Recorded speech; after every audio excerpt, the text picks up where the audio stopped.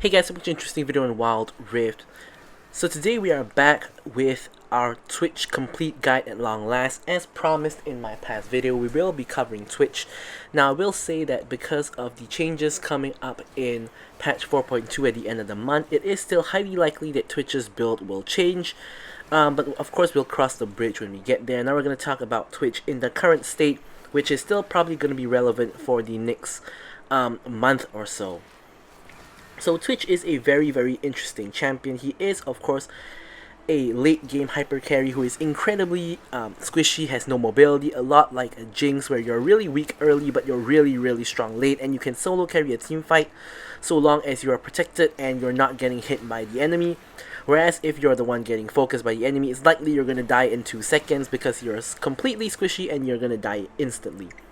However, the interesting thing about Twitch, and the main thing that sets him apart from any other ADC, is the fact that he has invisibility, aka camouflage, on his Q. So using that, you can turn invisible unless you're really close by to an enemy, and in doing so, they of course cannot see you. Now this allows you to do 2 things. The first thing is assassinate people as a Twitch. Like, yes, when you hit late game you can assassinate people as Twitch. Normally you don't do that. The more common usage of it is you hang around behind your teammates using your invisibility, and when the enemy team sees that you're not there, they make a mistake of engaging onto your team, and this allows you to break out of your invisibility, reveal you're there, and turn the team fight for your team. So anyways, of course, being a complete guide on a new champion, we're going to jump into the practice tool to look at his skills and leveling order. Now, Twitch can also be played in the ADC, jungle, and even the support role, although I don't think he's very good in support from what I've tested so far. You can build him full crit as well as AP, so we're going to talk about his skills and leveling order first. Normally at level 1 you want to take either Q or E. I personally found that E works the best because if you get into a short trade on level 1, your E will help you sort of deal a little bit more damage in the trade. Level 2 you normally will take your Q. Now in Wild Rift your W is a pretty useless spell in general because it only can stack 1 stack of your passive, which we'll talk about later what that is.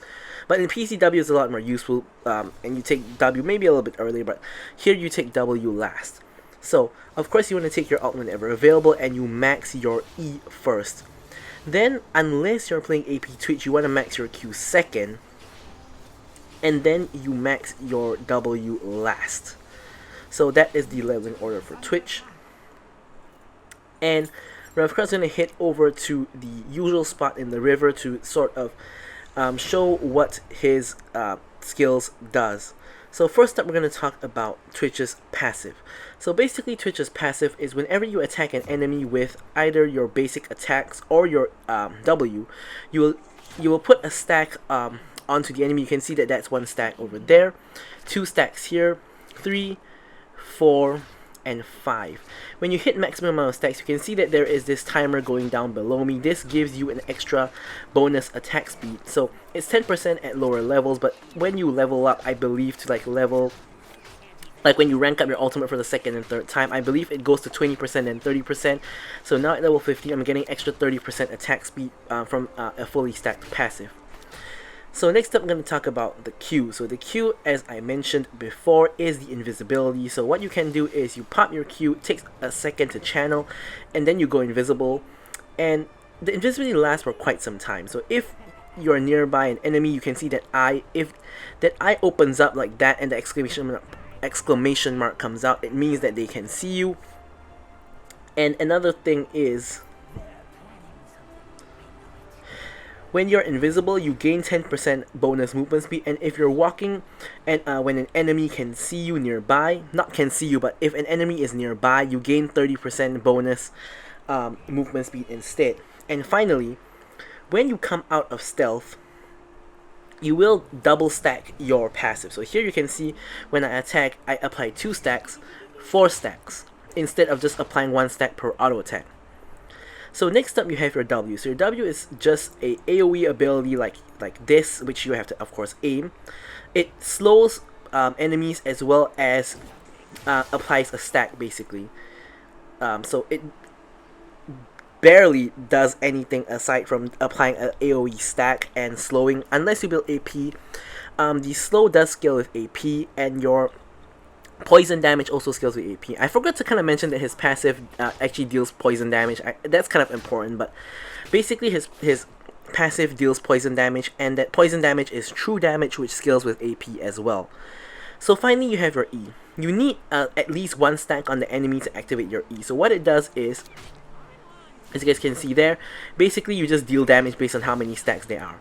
So you want to activate this as far as possible when you're at like maximum stacks. Boom, and that will of course activate and deal a whole load of burst damage. So now here's the interesting part.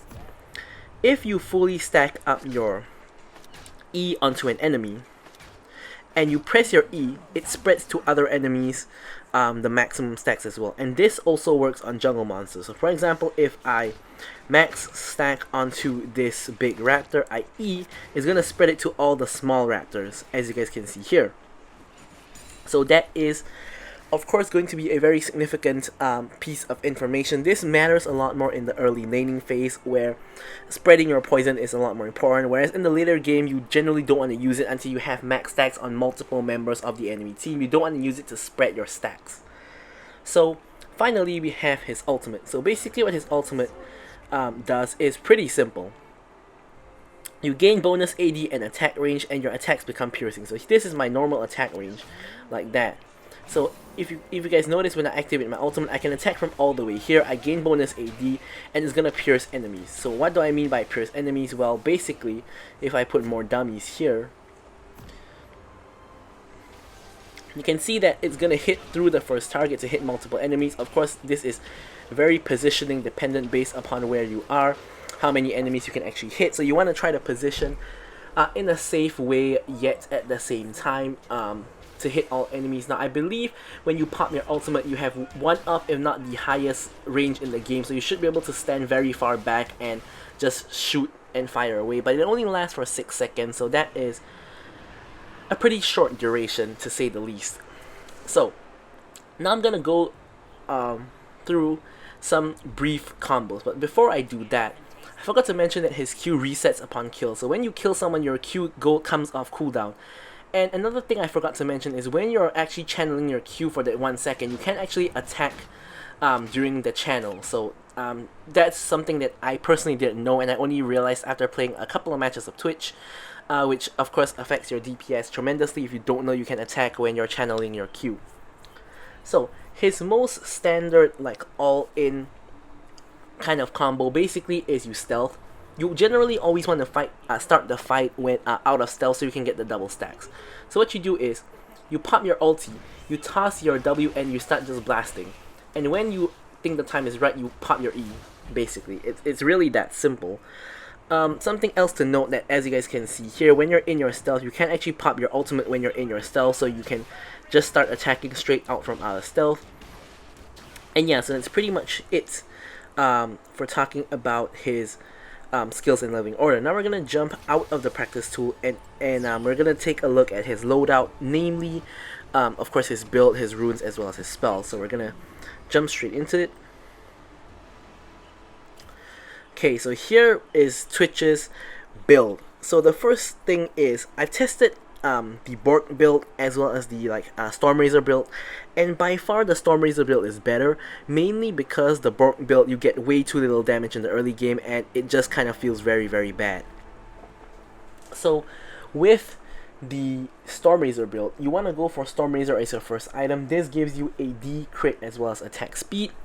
Of course, all the general stats you want. So this is mainly kind of a stat stick item. Of course, the extra bonus damage and slow is also very useful, but on Twitch, you really come online only at 3 items, so by the time you reach there, this wouldn't be all that useful anyways. So you're mainly getting it for the attack speed, crit, and attack damage.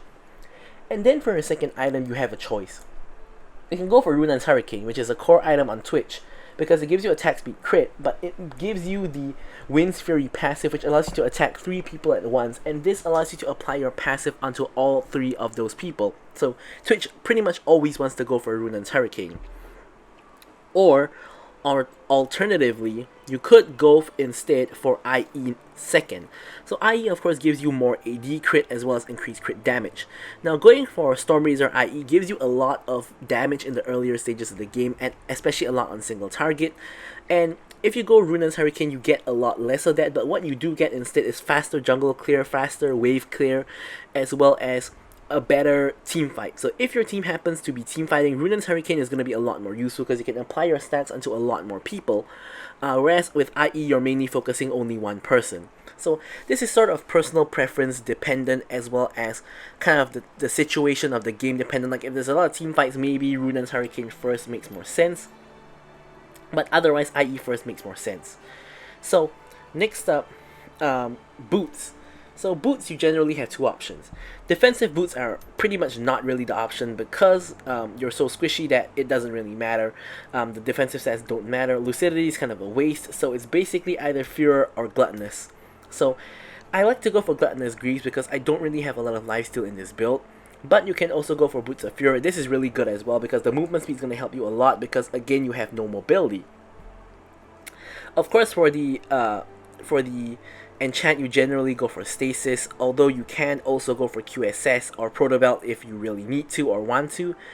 And then we go for LDR, of course, for the tank penetration. You don't want to get this any earlier than the 4th item because these 3 items are your core. Technically this is not really a core item, but you have to get a good first item. You can't go IE first, that's inting. You can't go Runan's first, that's also inting.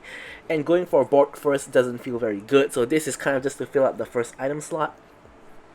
And finally, as your last item, generally I go for GA, and the reason for that is when you reach this stage of the game, you're already going to be very strong. You don't really need any more damage, you need survivability more so I like to go for GA for the revive. Now your other option is to go for Bork as your last item. Now this gives you damage in the form of attack speed, attack damage, and of course the on-hit damage as well.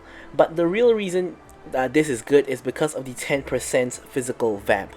Now that is of course less than Bloodthirster's 15%, but this is a waste of money because of how you're gonna overcap on crit, and that's not good. Whereas this one gives you attack speed, attack damage, vamp, as well as all of the other good stuff in the passives. Also really good against tanks, so you can go for this as your last item if you need it or want it. So that's it for the items. Now for the runes, obviously it's Lethal Tempo for the attack speed. Twitch is of course a hyper carry who is an auto attack focused champion, so you want to get Lethal Tempo to of course stack up your passive more easily and DPS more. Then you go for Hunter Vampirism because of course your build doesn't have any kind of lifesteal unless you go for Bork as your last item or even first item. So Hunter Vampirism is the way to go. And then I like taking Bone Plating because obviously, as we all know, Bone Plating at the current stage is really strong. And as such, I think Bone Plating is really good. So now for your last rune, you want to go for either Hunter Genius for the CDR or of course Nimbus Cloak for the movement speed. I think both are really good. For the spells, I think this one's really interesting. I like to go for Flash and Ghost. Now, why don't I take Exhaust? Now, if you guys remember, I always mention how Exhaust is very important because of when like the supports roam for Rift Herald, for example. When you 1v1 the other ADC, if you don't have Exhaust, you auto lose that 1v1 and you might even die and lose your tower. But why don't I go for Exhaust on Twitch if that's so important? Well, because even with Exhaust, Twitch doesn't win 1v1 against anybody. Twitch's main problem is not his lack of damage in the early game, it's more so how squishy he is in the early game. So he can deal a lot of damage in the early game. However, at the same time he takes a lot of damage, and he takes more damage than the other ADC, I think almost every single time, because I haven't really won 1v1s in the early game at all, so I've concluded that Twitch doesn't win 1v1 against any other ADC. So basically, I think Exhaust isn't very useful simply because the early game where Exhaust is really needed is not your strength, and in fact you're extremely weak anyway. So I like to go for Ghost instead because Ghost is useful for 2 reasons. The first reason is in the early game, if you're caught in a pickle, instead of having to flash, you can Ghost and run away, which I have done many times. And number 2, in the late stages of the game, Ghost is really useful in team fights where you can get resets on your Ghost and your stealth to reposition constantly, as well as to chase people down or even to run away. So I think Ghost Flash on Twitch is probably the optimal loadout. for the spells. Now with all of that out the way, we can finally move on to taking a look at the gameplay. Alright, so moving on to the gameplay. Now as usual, don't forget to like, comment, and subscribe. And any questions, queries, or remarks, feel free to leave them in the comments below, and I will be sure to, of course, address them, or at least drop a like. Alright, so anyways, here as you guys can see, we are playing Twitch and Soraka. So now both Twitch and Soraka are kind of a lot more late game focused, whereas on the enemy side we have a Jhin, who of course is really strong in the early game, and we also have a Zoe support, which is not something you see every day. And Zoe already has been removed from the support tab because Zoe support kind of not too good, in a sense that Zoe support can't really get enough gold to be like really the one-shot kind of mage that you want from a Zoe support. Anyways, my Soraka comes really late to lane, doesn't even have a support item, so already not really the best start to the game. However, as a Twitch, the way you want to play the laning phase is mainly you want to play extremely safe, and you want to avoid trades if possible, or if not, just take short trades and, you know, just be done with it. Because in a long trade you're gonna lose, because not because you lack DPS, but because you're too squishy. Unless you have like a tank support like who's tanking all the damage for you, then you can of course go for that long trade, because you're not the one tanking the damage, and you can deal a lot of damage even early. But if you somehow get a hit and get kills in the early game, the game is pretty much over. I've had like 2 Twitch games recently where I got a hit in the early game, like 2v2 killed like twice in the early game, started 4-0, and I ended the game like one game I ended like 25-0, another game I ended like 35-1, and like it's just insane if you get a hit on Twitch in the early game. Now I'm not really gonna show those gameplays because it's pretty much really boring. It's not how a typical Twitch game goes anyway. But we're gonna show this game instead. I think this is a way more interesting game in the sense that this is a lot more of a standard early game. Like here you can see I'm just struggling to like get my CS at the same time as trying to not take too much damage. You can see I'm taking a lot of damage here already. Kane comes in, but I'm picking up the heals. I'm not really in a position to really do a lot of damage. Now here I finally get myself in a position to do so, but heal comes out from the Zoe, the stolen heal comes out from the Zoe, and yet nothing too much happens here. Now Zoe's support can be a little bit annoying because she's throwing her E's non-stop, and because of that you have to be really careful about where you stand. If not, you could find yourself in a position where you're getting caught by the E's.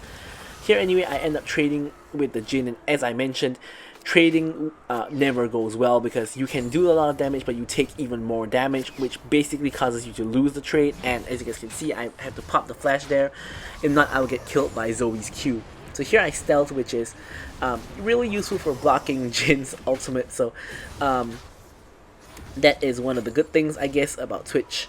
So here I'm gonna recall, get back some health, as well as start building toward the Stormrazor. So here I guess you can see I of course do have Ghost and Flash. Didn't opt for the exhaust as I mentioned in the build section of the video. But this game you'll really see how Twitch can be a super duper strong hyper carry. And the reason why you can see that is because in the early stages of the game my team will be getting destroyed, and we'll see that really soon. Not too big of a spoiler, but yeah. So here we see a fight in the jungle. We're rotating, we got first move because we're way closer and the fight is really deep in. Here I'm just focusing the Vi because she's the easiest target to focus because she's all the way behind the red buff wall. I get hit by the Zoe bubble and I take a huge chunk of damage. Actually it's kind of less than I expected. Soraka did heal me once, but even so it's kind of less than I expected from a Zoe EQ combo. But either way, we pick up a sneaky kill and we're doing really well. We also have the double buff, so like getting a kill like within the first 4 minutes of the game is a dream for Twitch. Unfortunately though, as you guys can see, we get hit by absolutely everything. I tried to ghost here and I just pretty much just get one shot. Honestly, Soraka could have blocked the Zoe Q for me and we both would have been fine, but of course when you're playing in solo queue, you can't expect too much from your support. Like, they wouldn't know to do it or they wouldn't do it anyways, but either way we do end up dying, unfortunately. Yeah, so here we're gonna just hit on back to lane.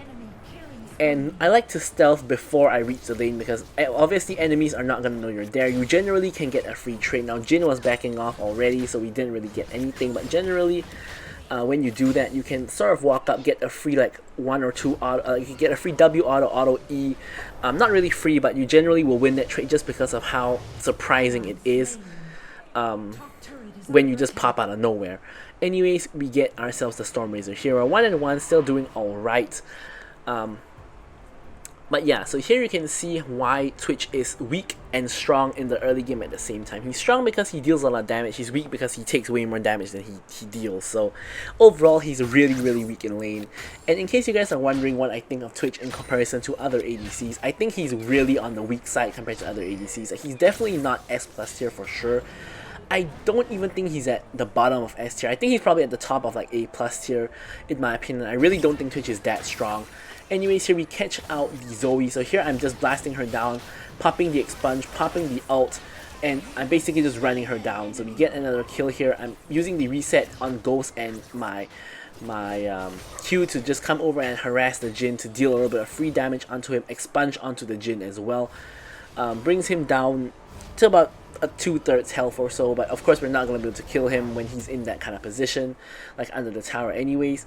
So we're going to back, and in this particular match, I was testing out building Runan's Hurricane second. I think in this game, probably building IE second would have been better because we're not really team fighting a whole lot at all. Of course now there is a team fight coming up, but obviously I don't have Runan's completed yet. But I think in this particular game, probably going for IE would have been better.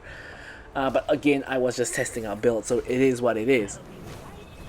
So here, the whole enemy team is at Dragon, aside from the top laners. My team is kind of also at Dragon. Now here I'm just trying to stay safe and blast whoever I can. Now unfortunately, enemy team picks up the Dragon, and Kayn sort of finds himself in no man's land. Actually, that's not Kayn, it's Vex who finds herself in no man's land. The whole enemy team collapses on her, and she does go down. So not really the best. Enemy team picks up a Dragon and a kill. Could have been worse though. Now here I'm stealthing to see if I can catch anyone out. Thought there might be someone recalling in that bush. That's something else that Twitch can do that that every other ADC basically cannot, which is basically you can stealth and scout around. You can even do something like you can stealth, walk to the Baron pit area and check if they're doing Baron, because they can't actually see you unless they have a control ward in that area. So Twitch's stealth is really the main thing you gotta learn about Twitch. Aside from his stealth, Twitch plays very similarly to other ADCs. You just auto attack, whenever you can, and from as safe of a position as you can. You press your E when your stacks are full. You press your alt when you're in a full-on team fight. The only challenge of Twitch is really learning his. Of course, you have to learn his damage, learn his squishiness, and also learn his camouflage. So I think learning the camouflage on Twitch is really the hardest part. It's the one I took the most amount of matches to really sort of get a hang of it. But I think now, doing a lot better with knowing how to use Twitch's camouflage. And of course, as we go through the gameplay and we see more examples of how you can use Twitch's camouflage, I'm of course going to highlight them to you guys. So here, enemy team has already picked up the Herald. I think the team fight is gonna break out, so that's why I'm kind of walking towards my team. So as I expected, the whole enemy team is chasing in. Flashes come through. Here, I'm just ulting and blasting basically whoever's the nearest target. I expunge, but it doesn't really kill anyone. Fiora comes over the wall and straight up just kills me under the tower. Now Fiora is 7-0 and 3 at this point. Our Mundo has been feeding her real hard. Mundo is 0-5 and 0. So if you guys can look at the current situation of the team here. My team, we have 0-2 Vex, 0-2 Kayn, 0-1 Soraka, 0-5 Mundo, and we have me 2-2. Like, I'm doing alright. Everybody else is kind of not doing so great. Mundo especially is kind of just hard feeding. On the enemy team, we have 0-0 Jin. We have 2-1 Vi. We have, of course, a 1-0-5 Twisted Fate, who's just been roaming around helping his team. We have a 2-1 Zoe, and most big problem, we have a 7-0 and 3 Fiora, who is of course going to be a major issue. And obviously, when you have this sort of situations, your whole team is fighting. Like, Vex is flaming Mundo for for like feeding, and Mundo is just saying, why don't you just go and kill Fiora and get a shutdown, and that kind of thing. So the whole team is kind of just fighting in amongst themselves. But you know, in solo queue that happens like all the time, so nothing too much we can do. I knew she was there, so I'm using my W to check the bush. W does give you vision of the bush, so that is something to take note of. Now here, I was initially thinking that me and Soraka could 2v1 her to get the shutdown, especially since we had a tower. Unfortunately though, Vi comes out from nowhere and does hit the ult on us, and then we die. Now Mundo, of all people, gets the shutdown, which is really tragic, because even with that 1k shutdown, Mundo isn't even you know, at my goal, or rather he just hit the same amount of goal as me. So if only I got that shutdown instead, you know, the game would have gone a lot more smoothly for me at least. So yeah, I mean, Mundo probably literally the worst person to get that shutdown. I think Vex and Kane would have made way better use of it, and of course I would have made the best use of it, being the ADC, who is in the most need of gold. So here I do think that someone is trying to get the red buff. I was right, but don't manage to actually catch them out. So anyways, here, you know, there's not too much you can do when your team is behind. My team is like 10k gold behind at this point. Like, it doesn't feel like it from like my perspective, because I've been avoiding fights in general, which is what you really want to do on Twitch in the earlier stages of the game. I've been avoiding fights in general and trying my best to just farm it up and get to my item break points, but my team is 10k gold behind, so it's kind of a really bad situation. Here the red buff is up, so with the jungler nowhere nearby, I'm gonna go ahead and take it. Now I took this red buff and the Vex started saving me. I have no idea why, because I don't know what Vex is gonna do with a red buff anyways.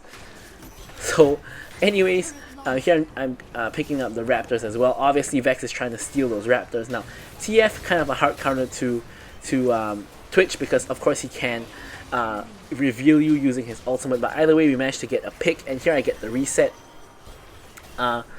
Trying to get the assassination onto the TF, and I flash forward to try to finish him off. Unfortunately, the Vi ults me and I do end up dying, and even worse is Twisted Fate barely makes it to the fruit and manages to restore his health before my poison can kill him, so he doesn't even die.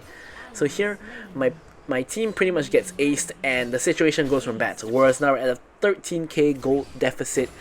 And yeah, that's kind of why I really like this match, because it shows you how even when you're so far behind, you're 5:22 kills, like 13k gold deficit, no towers compared to enemy team having like 6 towers, and they have a dragon, and yeah, you know, it pretty much couldn't be too much worse in this game. Like, this is a horrendous game. Like, it's the kind of game that a lot of people would surrender. You know, as you guys know, I don't surrender games in general, so obviously I'm not surrendering. I see a huge wave here, so I'm trying to get to this wave as quickly as possible, because obviously this Vex is like super tilted, trying to get us to surrender, and pretty much, of course, is ready to steal everything. So obviously teams trying to surrender at every available opportunity, but of course we don't do that. Trying to see if we can get a pick on Jhin. Now Jhin flashes and his team is there, so we can no longer chase him down, but we did get his flash, which is of course significant because Jhin is a very immobile champion, so getting his flash is pretty huge. Here Fiora kind of just goes into the entire team. I'm trying to blast her as best I can, popping my ult and blasting over the wall, trying to kill anybody, but unfortunately my team is just too far behind. Like, if you saw there, I had so many low health bars and I was like blasting so many people, and like so many people were 1 HP. Like Vi and Fiora both ended up at 1 HP, but nobody died. Now here again I'm trying to blast, but again 1v1 against anyone, pretty much you don't win. Twitch always needs someone to tank for him, and he pretty much can never tank himself. So here, yeah, the fight kind of ends. So here I was going to mid to clear the wave, but turns out the fight continues, and because of that, Mundo trades with Zoe, and here I'm trying to stealth my way back into the fight. I see a Twisted Fate easy pickings, and unfortunately he pops his Zhonya's, and unfortunately Soraka's Equinox picks up the kill, so no kill for me. Here I see the 1 HP Vi trying to do red buff, so here I'm chasing her down as well. Again, I neither get the red buff nor do I get the Vi, because the red buff resets and the Vi is able to escape with her dash, and I don't have any kind of mobility. Flashing after her wouldn't help because I wouldn't really be in range. So I end up basically just going to the mid lane and just farming minions. A little bit unfortunate, but in these sort of situations, I think valuing your life is really important, because obviously looking at my team, I'm the most likely person to be able to carry this game, and I want to ensure that I don't die. and in doing so I am in the best position to carry the game for my team. Obviously once again, Vex is trying to take the red buff, gets caught by Fiora at the red buff area, and we almost kill Fiora, and here I'm really trying very hard to get the kill on Fiora. I'm using my ult for the extra range, for the poison, and here I'm flashing over. I finally get the kill on the Fiora, I get the reset. Unfortunately I get slept by Zoe, and I use my stasis here, almost get the kill onto the Twisted Fate with the poison again, but once again Twisted Fate barely survives even with the poison on him, so it's kind of really unfortunate situation here. But we did manage to kill the Fiora, so thankfully Fiora's kind of playing a little bit brazenly because of how ahead she is, which to be fair she is at 13k gold, and the most gold on my team is me at 10k gold, so I mean, can't really blame her too much for that. And Vi is also at 12k gold, so that their team is still grossly ahead of us. They're still at a 10k gold lead, by the way, so the game kind of doesn't look too good for us. I'm just trying to go to the side lane to pick up some farm, which I do. And we can see Twisted Fate coming over, so I don't really want to stick around. Just gonna back, and again, I'm just trying to get to my IE, which I finally do. So at this point, I'm at 3 items. I'm gonna do decent damage now, but of course, I say decent damage because this is normally the point where you do a lot of damage. But the reason why I don't say good damage or a lot of damage is because we're 10k gold behind, so it's really difficult to do anything significant to the enemy team. Again, I get revealed by Twisted Fate's ultimate, so I'm just hanging back and kind of just waiting for something to happen. Here Twisted Fate comes in to gold card me, but no follow-up, so it doesn't really matter.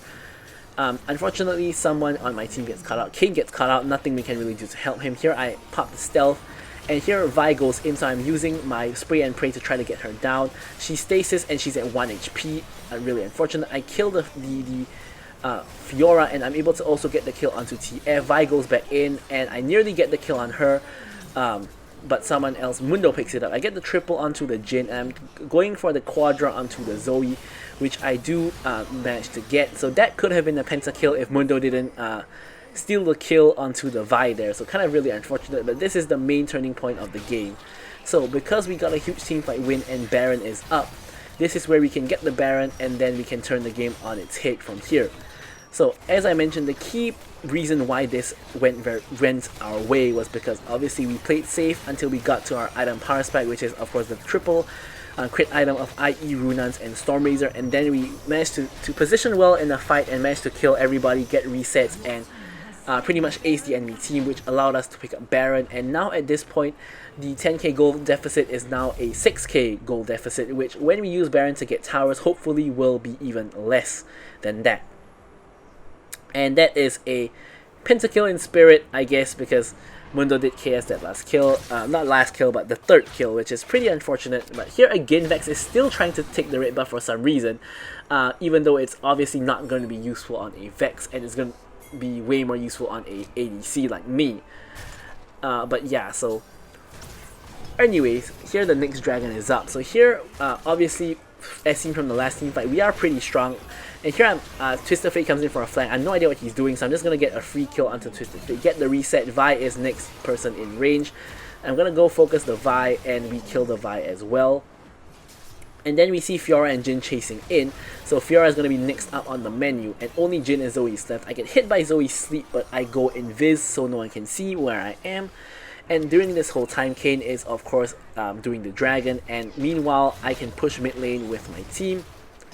Now unfortunately I get rooted, and because I got rooted, Zoe nearly hit her Q, so I have to pop the stasis and the flash to escape out of the situation unharmed. So we do pick up the tower, and we're on the chase for more. Jhin gets tagged with the Vex ulti, and Jhin dies. Here I get the reset on my Q, and I'm going to just blast down this tower. And we had the Baron buff. We're going to try to use it to kill the inhib, which we do end up doing. So 3 quick towers to us, and we're at 2k gold deficit at this point. We're focusing the Nexus itself, and basically off of that, we just straight up end up winning the game. So just 2 fights thrown by the enemy team changes the whole game, and on our part, we contributed to it by ensuring that we're in a position to carry the team, and in a position to win our team the game when the time came. And as you guys can see, it was a huge carry performance from us. I'm going to leave you guys with the stats as usual. Thank you guys so much for watching the video, and goodbye.